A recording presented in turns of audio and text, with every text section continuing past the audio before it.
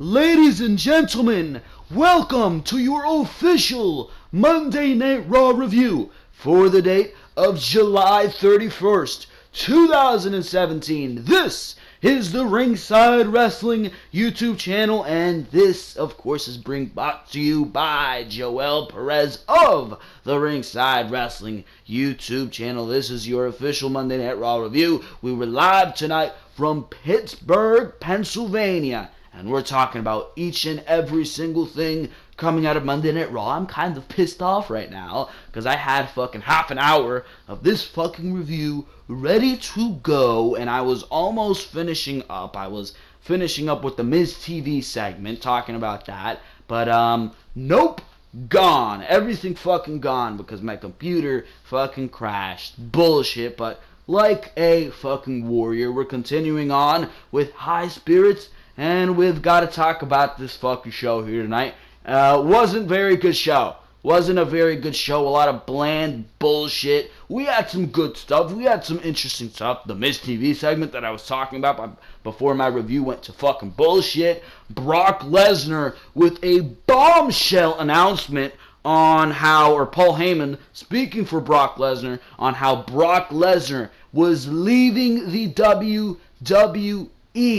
Leaving the fucking WWE if he lost his Universal Championship match, the Fatal 4-Way, at SummerSlam, which is huge news if you ask me. But, I mean, we'll talk about that. That was the segment that opened the show. We had some blander segments of Monday Night Raw here tonight. The mind-boggling booking decision behind having the fucking triple threat between Joe, Lesnar, and Reigns go at the fucking 10 o'clock hour instead of at the main event, and putting Big Cass versus Big Show, which was a match where absolutely nothing interesting or of avail happened, and that was the main event instead. So that just brought down the quality of the show completely and mind-boggled you. We're going nowhere with the cruiserweights. There were some advancements going to SummerSlam, some that I cared about, aka what we're seeing with Ambrose and Rollins on the show, some that I don't care about, aka what we're seeing with Bray Wyatt and Finn Balor, because quite frankly I don't know what the fuck they're feuding about. But we had a I can't say terrible, hasn't been as bad as what we've seen as the darkest shows of 2017, but not good episode of Monday Night Raw, if that is anything to show it by. I don't fucking know. It wasn't good. If I had to give it a rating, it was a 3.5 to a 4 out of 10. Not a lot of stuff that had me interested whatsoever. A lot of boring patches of the show, but you know where you're not going to find any boring patches of any show? It is right here on the Ringside Wrestling YouTube channel, and there are so many things to go check out on the Ringside Wrestling YouTube channel. Over 200 videos for all of you to go and enjoy on the Ringside Wrestling YouTube channel. Most recently, Behind the Mic, each and every single week on Saturday, we're talking about all the news in the WWE on Behind the Mic. Last week, on Saturday, was episode number 30, and we were talking about the huge news of WWE planning another superstar shakeup. Another one, yeah, bro. They're retarded. Another one after WWE SummerSlam. So that was clearly some huge news right there, and we're talking about that on Behind the Mic, so make sure to go check that one out, as well as your Monday Night Raw and Smackdown live reviews for last week are up. If you missed the show, and if you want an educated opinion, or both, you can go and check out my Monday Night Raw review and Smackdown review on the channel right now, so make sure to go check those out, as well as last Sunday, not this Sunday, but the one before that, WWE Battlegrounds went off the air. We know how terrible of a show that was. We got a review for that one up on the channel. You want to hear me ranting? Do you want to hear me raving? You can go watch my Battlegrounds review up on the channel here tonight. Besides that, we've got a review to do. We're talking Monday Night Raw, not SmackDown Live exclusive pay-per-views or even SmackDown Live in general. We're talking Monday Night Raw, and the show did start off with Kurt Angle. We were, of course, like I said in the beginning of the video, in Pittsburgh, Pennsylvania, here tonight. So we got Monday Night Raw, and Kurt Angle started off the show. He came out, he welcomed us, shouting out his hometown. Angle guarantees a great show here tonight, which we did not fucking get, you liar. But he guaranteed a great show here tonight. He announced Big Show versus Big Cass, which was awful.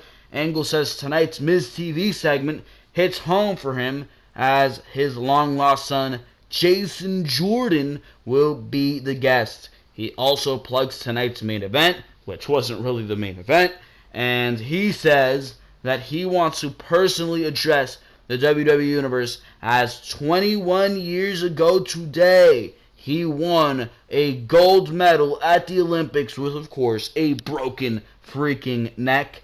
Angle says he's had his ups and downs over the years, but he wouldn't be here if it weren't for the fans. He thanks the fan, and of course he does.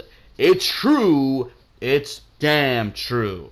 Angle's music hits, but of course he's interrupted by the music of the WWE Universal Champion Brock Lesnar, of course accompanied by Paul Heyman. They got a nice pop, and Heyman says he knows what Angle is doing.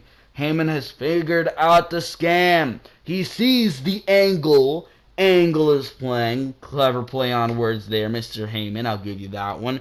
Heyman accuses Angle of having to take the title off Lesnar. Why else would Angle book Lesnar in a fatal four-way at Summerslam against the most stacked heavyweight division in WWE history?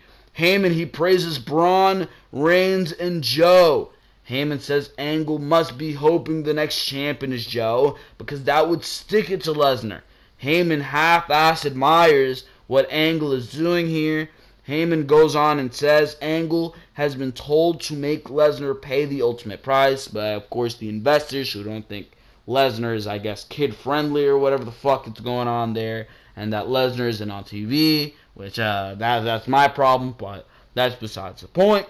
Heyman says it boils down to this: if Lesnar loses the title at SummerSlam, he leaves WWE, and Heyman is leaving with him, because here comes a piece of news that Angle isn't going to like.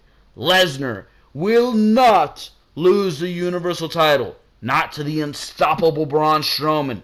The Undertaker retiring Roman Reigns, which you can tell came from Vince McMahon himself for Heyman to say, bro. Jesus Christ. And not to the cheap shot artist Samoa Joe. Because at the end of the night, there will be an announcement at SummerSlam. And that will be your winner. And still Universal Champion Brock Lesnar. Fantastic promo by Paul Heyman there. And I mean, these are very, very interesting stakes that we now have for the WWE Universal title match at SummerSlam. As if this match was not interesting enough. WWE clearly seen the rumors in recent weeks of Brock Lesnar going back to the UFC, and it was heavily rumored, is Lesnar going back to the UFC? Is he going to leave the WWE once his contract expires? WWE might be looking to fast forward that. Now, it's questionable. Is Lesnar going to be granted his release, and actually is he going to leave, and is he going to lose the Universal title? Because yeah, I'd love to see Samoa Joe win the Universal title. You know how I feel about that. Braun Strowman, I want to see him win the Universal title. I mean, he's definitely looked the dominant part and looked dominant enough to win the Universal title. Roman Reigns, clearly WWE will take any case they can to make Roman Reigns your Universal Champion. And of course, it's undoubted, as my cat meows at me right there, shut the fuck up, but it's undoubted that the title needs to get back on Monday Night Raw, and I think that's a clear case. And Lesnar always being gone from television is not doing good for the Universal title. So I mean, the case here is WWE going to do this to make this match more interesting and add even more value to this match than simply having these huge names in the matchup and having this aspect of true unpredictability? Or is WWE using this as a way to write Brock Lesnar off of WWE television and get the title back on Monday Night Raw? I'm not sure. And allow him to go to UFC, I should say. I'm not sure about this. And I think it would be an idiotic decision for WWE to take the title off of Lesnar and allow Brock Lesnar to leave without letting him personally put over some of these younger stars like Braun Strowman, like Samoa Joe. I think that would be a completely missed opportunity, and for that I think this is just WWE storyline purposes, because we all know Lesnar's contract expires at WrestleMania 34 or after WrestleMania 34, and there's no need for him to leave as soon as SummerSlam when he can still have value putting some of these guys over, at least if you ask me. At least if you ask me, that is. But I don't know what the scenario is here. I just know that it is certainly adding more value to the Universal title match, and if it is for specific storyline purposes that WWE is doing this to get headlines, to get even more eyes on this match, to get even more eyes on SummerSlam, I have to commend them, because that is very smart to make this match the biggest thing of the summer, even bigger, that the stakes are that Brock Lesnar could be leaving the WWE.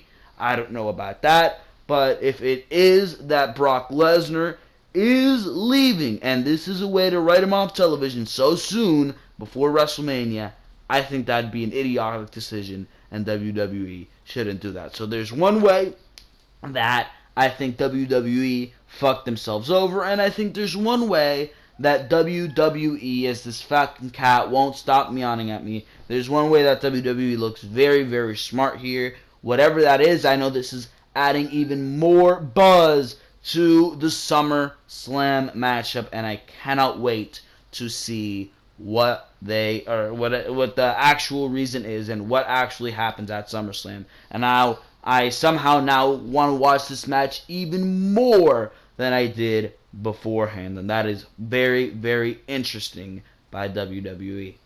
Moving on here, where the hell do we go from here? We go to a backstage segment, or no, not a fucking backstage segment. We go to the Hardys versus Luke Gallows and Carl Anderson, and the Revival was on commentary for this match. This was really a nothingless tag team match. In the end here, Anderson blocks a twist of fate. Gallows ends up dropping Matt Hardy with a cheap shot. Gallows tags in, but Jeff breaks up a magic killer on Matt. Gallows drops Matt, but misses in the corner. Matt with a twist of fate on Gallows allows Jeff to hit a swanton bomb on Gallows for the win. So, meaningless match there. What was interesting is what happened after the match. The Hardys, they celebrated as we go to the replays, and the Hardys, they headed up to the ramp, and they had some words with the Revival, who they were still at the announce desk. The two teams, they started to brawl on the stage. Anderson and Gallows, they joined in for the fight. The Hardys, they whipped Gallows into the LED boards, and they tossed Anderson off the stage. The double team, they got the double team on Dawson with a pair of Twist of Fates. The Hardys stood tall, and they nailed, or Jeff at least, nailed a Poetry in Motion from the stage onto the floor on Anderson and Dash. We get more replays as the Hardys stand tall. I really don't know why they need to do a fucking triple threat tag team match going to SummerSlam. I mean, what's the point in that, bro? really, what is the point in having a triple threat tag team match going into fucking SummerSlam? Why the hell is the Hardys versus the Revival not the match going into SummerSlam? And why aren't they going into SummerSlam for the tag team titles? That's what I don't understand. And that's where you would turn the Hardys broken. Right now, I'm in a swirl. I'm in a fucking swirl. What are you doing? Because this really doesn't seem like the scenario where the Hardys, who in their current state are absolutely boring, at least if you ask me, where the Hardys, this doesn't seem like a scenario where the Hardys are going to turn broken. And you would think that after SummerSlam, they would come out full-fledged broken and we would see the Hardys become broken on WWE television. But that isn't the case, and it is very worrying to me because the tag team division is in turmoil right now. It is in absolute turmoil, and nobody seems to fucking realize that. And why do we need this fucking multi-man match? Why do we need that? I don't fucking understand, but I mean, I don't care. I really don't care at the same time. They've done nothing to invest me in this, and therefore, I do not care. Let's move on here. We go to backstage segment. Renee Young is backstage with Dean Ambrose. We see how he and Seth Rollins won last week's handicap match main event, and how Ambrose refused a Shield-style fist bump after the match. Renee asks if Ambrose and Rollins were getting back together. Ambrose says they did look good out there, and it did feel good. As Rollins walks up, he agrees with what Ambrose just said and believes that last week was special. It felt like old times. Renee asks again, but Ambrose cuts her off. He says he still doesn't trust Rollins, but maybe a small part of him does want it to. Ambrose says he was burned once by Rollins and he won't let it happen again. And that ends the segment there. So clearly they're building between Rollins and Ambrose. We go to Cruiserweight. Man, I'm not even going to fucking talk about this. Arya Daivari, Akira Tozawa, Cedric Alexander, and Rich Swann versus Tony Nese, CJP, and Arya Daivari. Nothing of avail here. Shitty Cruiserweight match. And not only a shitty Cruiserweight match, a shitty tag team match, where in the end, Tozawa, he goes to the top and hits the diving senton on TJ Perkins. I don't know why the fuck they're calling him TJP. That sounds awful. For the win. WWE has completely fucking tarnished and damaged the Cruiserweight division, and there is no going around that, bro. At least if you ask me, there's no going around that for me. The Cruiserweights, clear, used to be something fucking great. Now they're nothing but fucking bullshit. Are the Cruiserweights. Cruiserweight Classic was absolutely fantastic, and WWE took the Cruiserweight division and made it the bullshit weight division. Let's move on here. Miz came out to Miz TV saying that Miz TV is all about what's buzzworthy, and nothing has gotten more buzz than Kurt Angle revealing that his son is Jason Jordan. I don't know why the fuck they say it like that, bro. Jason Jordan. Jason Jordan. Jason Jordan. I mean, fucking really, bro? Just say Jason Jordan. It's that simple. But no, especially Kurt Angle. Jason Jordan. Like, he's some fucking type of king or something. The fucking King of England just fucking walked in, bro.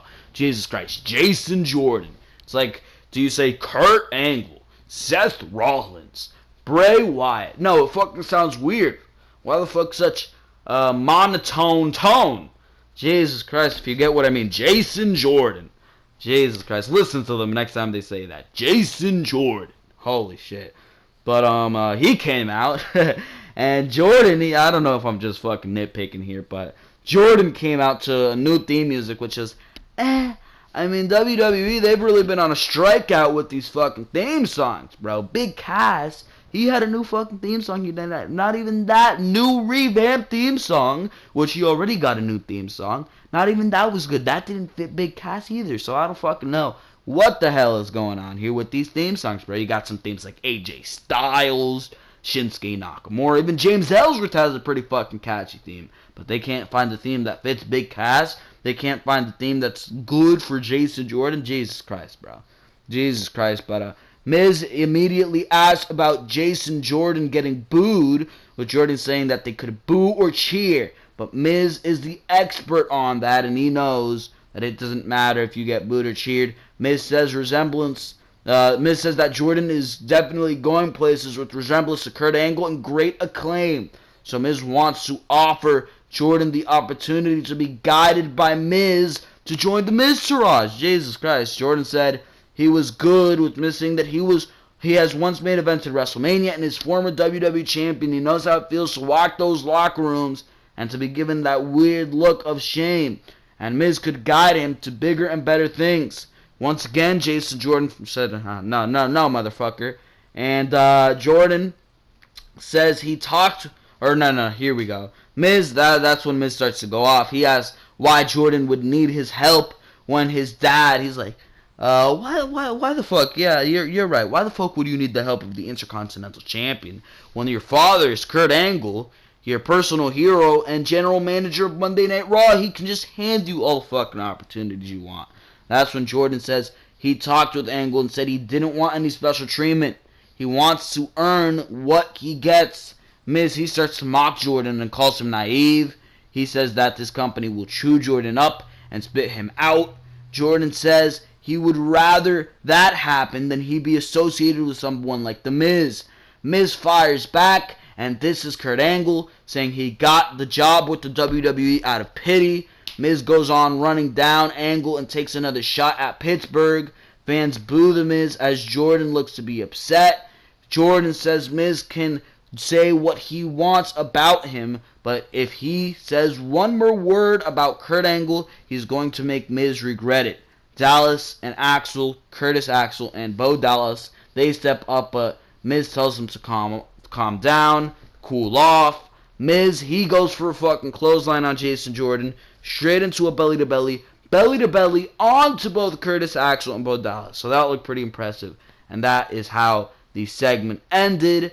Clear things here. Jason Jordan has no fucking charisma. I mean, what do you need to do to get charisma on these fucking guys? Jesus Christ, can I go shopping at it? At the fucking supermarket? Can I put it in my fucking cart next to my whole wheat bread, my fucking gallon of water, my fucking bag of potato chips? I don't fucking know, bro. I don't fucking know. What do you need to do to get some fucking charisma on these guys? Holy shit. Jason Jordan has no fucking charisma. And that's why I think it was a mistake to put him right in a feud with The Miz. I mean, storyline-wise, it makes fucking sense. It makes fucking sense. He's going to be put in an Intercontinental title match at SummerSlam. Roster, or somebody's going to complain on that roster about Jason Jordan being handed opportunity after opportunity, and that is going to lead to a storyline. So, I don't know what's going on there, but Jason Jordan being put in in a feud with such an eccentric guy like The Miz, I mean, I don't think it's good. I don't think it's good because Jason Jordan just has no charisma, at least not yet, no personality to him, at least not yet. And to put him right in there with the guy who's so mic heavy, I mean, why do you think his name is Mike The Miz, bro? Why do you think his name is Mike The Miz? Because he's so good on the fucking mic. And he's going to tear Jason Jordan on that mic to the point where nobody's going to get behind him because Miz is going to tear him the fuck up on that mic. So I don't know. I don't fucking know what WWE is going for here. But at least for now, Jason Jordan, absolutely terrible on the mic. And yeah, he can be absolutely fantastic in the ring. But that does not matter when you're going to be on the mic and nobody's going to be able to get behind you because The Miz is right there tearing you to fucking shreds on the microphone. We go to Sheamus versus Seth Rollins. This was actually a pretty decent match between Sheamus and Rollins. Sheamus and Cesaro, they clearly tried for all the dirty tactics they fucking could in this match, but in the end, Rollins was able to get a sunset flip sort of thing on Sheamus, rolls him up, and he gets the win on Sheamus, and clearly after the match, being frustrated, Sheamus and Cesaro, they attacked Rollins, hitting him with that double team white noise that they fucking have where Cesaro comes down onto the opponent and Sheamus does the white noise, but Ambrose, after Rollins was fucking taken out pretty much, he finally came down, but it was too little too late because Rollins was fucking out. It was 2-on-1 at this point, and he got the shit beat out of him. They beat him up similar to how they did Rollins. Sheamus hit the bro kick on Dean Ambrose, and fucking Dean Ambrose was down. Sheamus and Cesaro were about to leave. fucking Dean Ambrose calls Cesaro back. Cesaro continues to beat the shit out of Dean Ambrose, and that ends the segment. Seth Rollins and Dean Ambrose laid out by your tag team champions. Clearly, there is tag team building between Dean Ambrose and Seth Rollins, and clearly they are going to go into a match for the tag team titles at SummerSlam for those tag team titles. Whether they win them or not, that's besides the point, but I think it is clear now that it's going to be Sheamus and Cesaro versus Dean Ambrose and Seth Rollins. We go to Bray Wyatt. He came out, and Bray Wyatt cut another promo. I guess he was trying to explain his beef with Finn Balor. I don't fucking know, bro.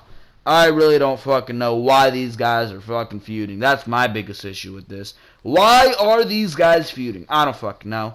I can't answer that, but he says that people who join the Balor Club believe they can live vicariously through Finn Balor, believing that one day you can be special. Everyone else sees Balor as this guy who can soar through the air, but not him. To him, Balor is just a meaningless fucking nothing. I don't know. He said fucking something. I don't know what the fuck it meant. I don't know what the fuck it meant. He asked how it felt when last week he took your hero and turned him into nothing. He asked if we seen that when you get knocked down by Bray Wyatt, there is no escape. There is no return. From this promo, I still do not fucking understand what is going on here, but I mean, alright, I guess, I don't fucking know.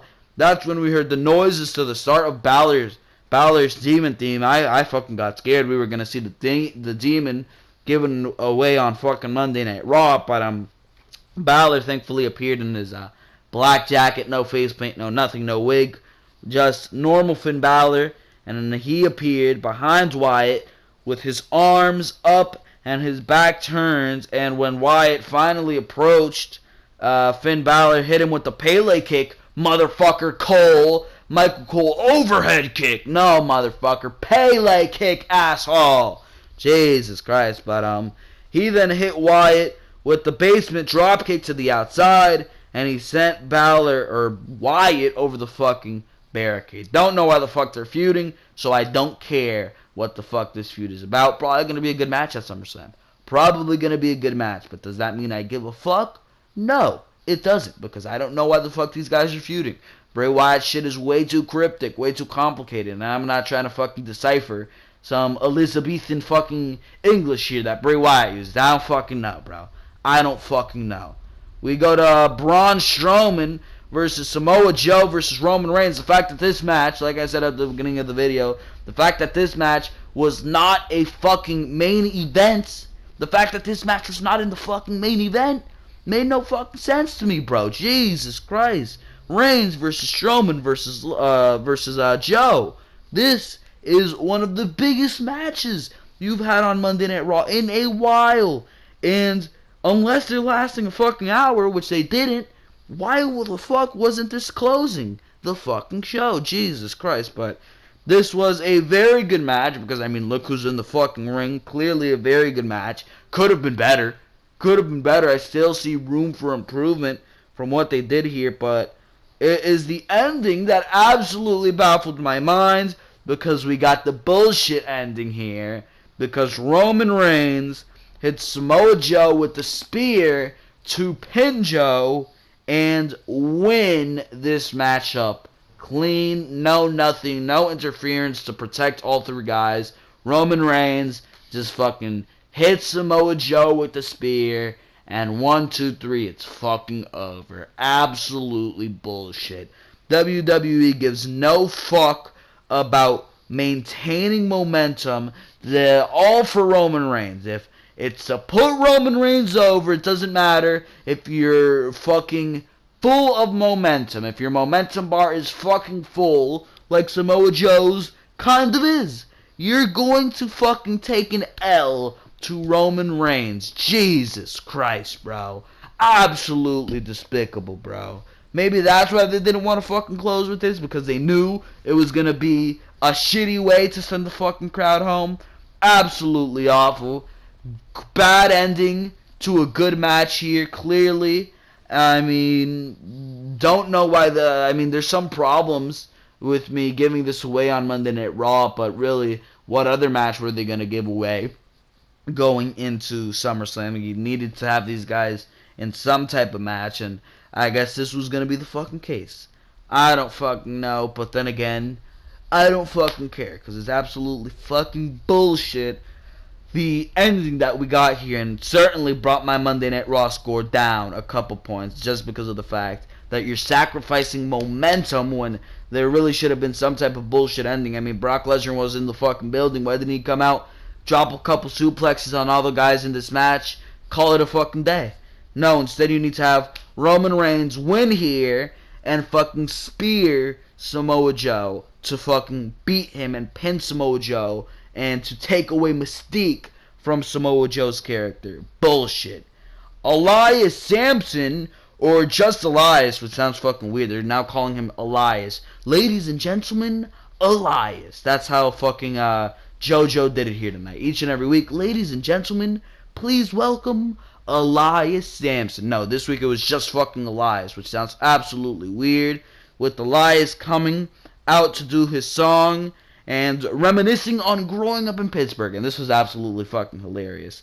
He says that he enjoyed seeing all the sights in Pittsburgh, like the Washington Monument, but what was interesting, where it got interesting, is when it came to the fucking people.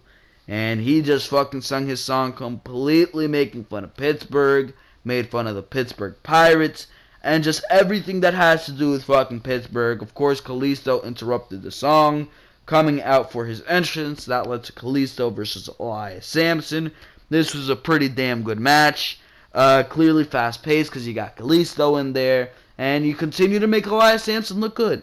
Continue to make Elias Samson look good in this match. He hit Kalisto with Michael Cole fucking calling it the neck breaker. Oh, Elias Samson with the neck breaker. No, Corey Graves was like, no, Michael Cole, it's not fucking called the neck breaker, which I'm glad he said it. He's like, it's called a drift away.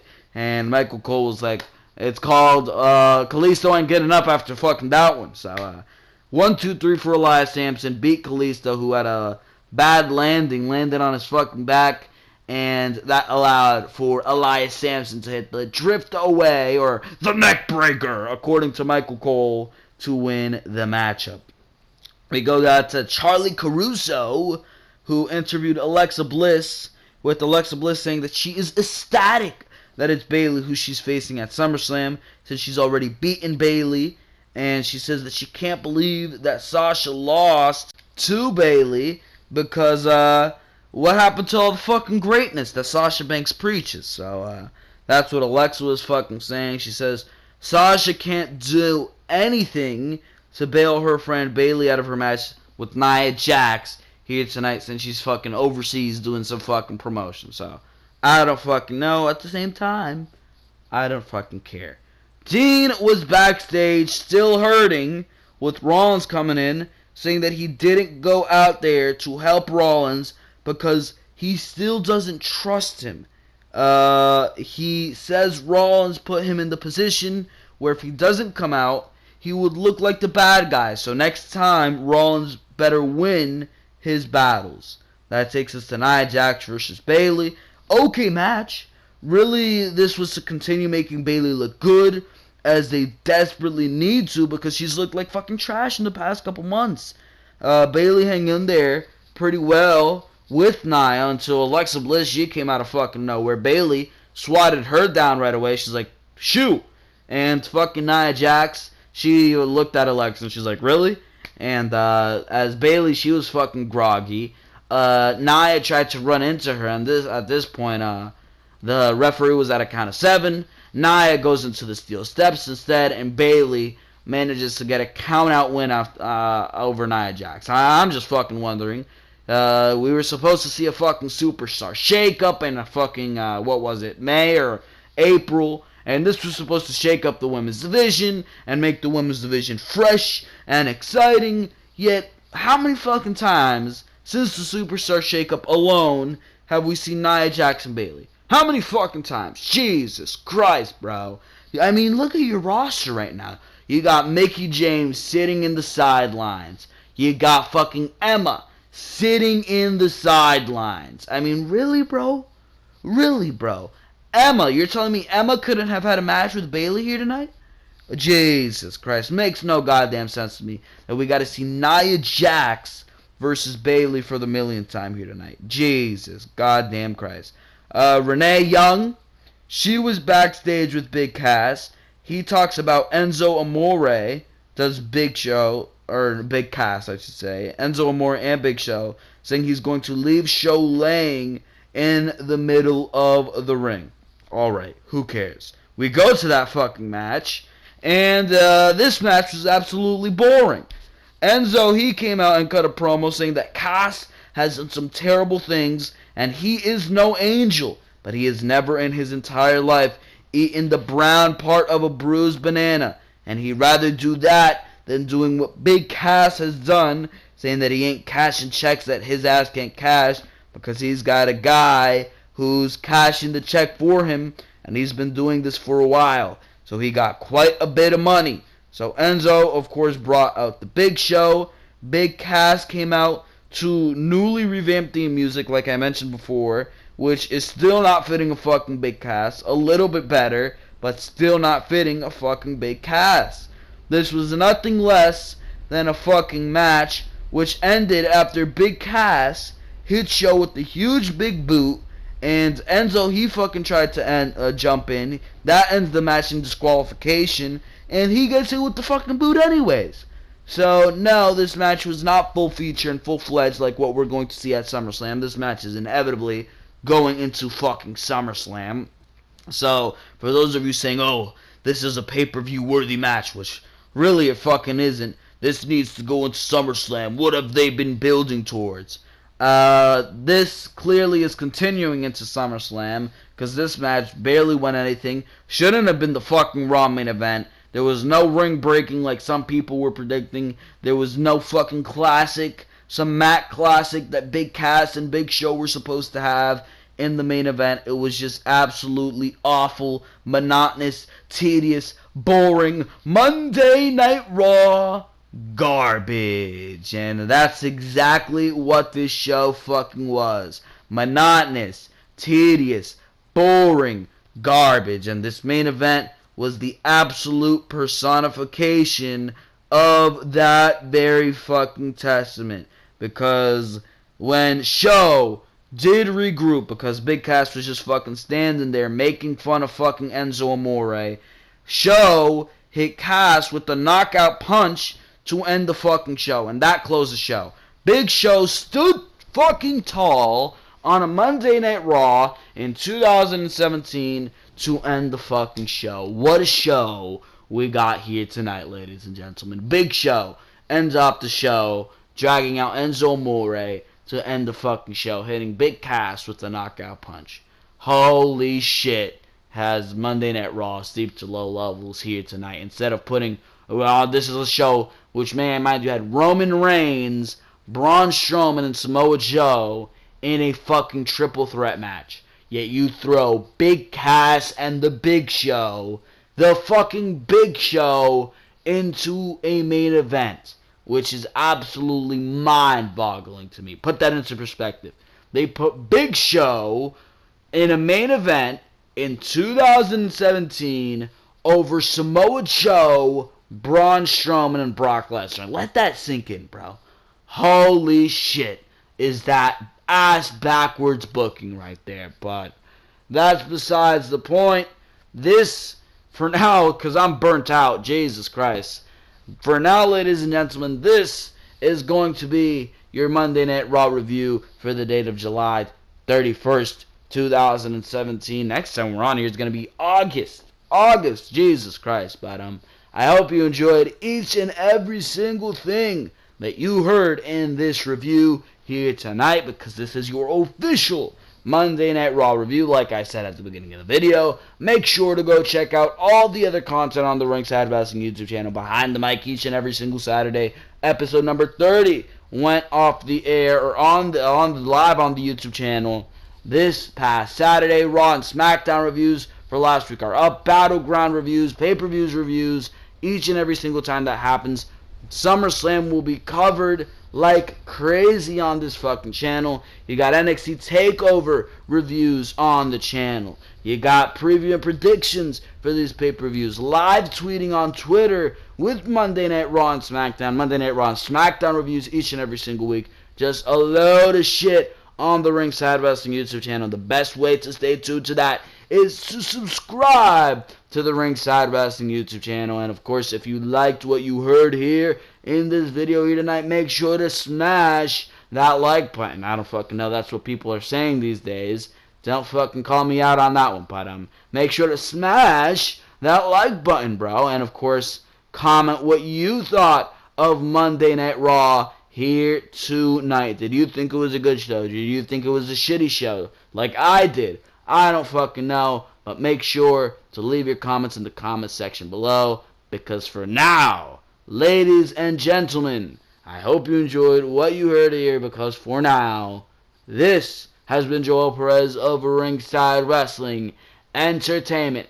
And I am out of here. Thank you very, very much for watching this video. And I will see you tomorrow night for your Tuesday night SmackDown Live review and results.